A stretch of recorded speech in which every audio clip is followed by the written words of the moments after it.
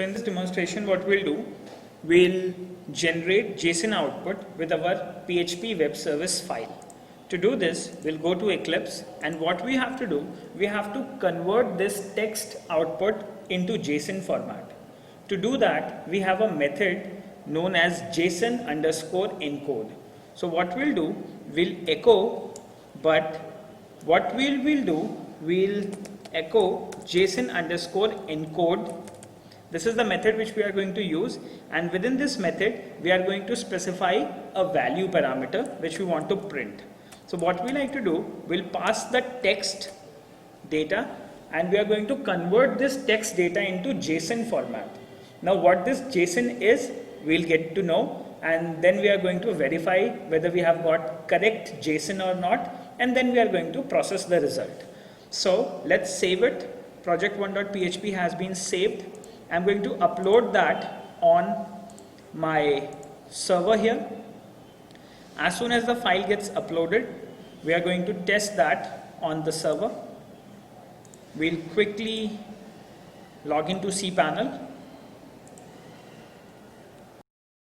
So we'll log in to File Manager again. We are going to upload our project1.php file. Let's click on Upload. We'll select our project1.php, open, overwrite the file. We are going to upload. We have uploaded our file, and now we are going to connect back to hkey.com, hkey.com/project1.php, and now we are going to understand the difference.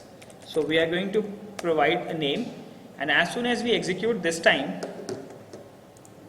what you can see is at the moment I'm just getting a value. Okay, as far as the JSON is concerned, now what exactly JSON is, that I'm going to explain you. So we have converted this text value into a JSON value at the moment, but this format is not a valid JSON format. So what we are going to do, first of all, we are going to verify whether this JSON is valid or not. Okay, so to verify that, we can go to a website, jasonlint.com. This is a website wherein we can verify whether the output which the server is generating, is it a valid JSON or not. Otherwise, in case if you don't have a valid JSON, then your parser will show ambiguous results. Okay, so what we'll do, we'll simply paste the JSON here, and we are going to validate JSON. But at the moment you can see that yes, this JSON is a valid JSON. Clear? Now what next we need?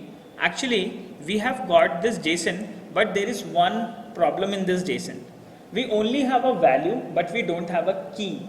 Okay, so what we can do is, here in this case, we just have shown one value, and that was a message.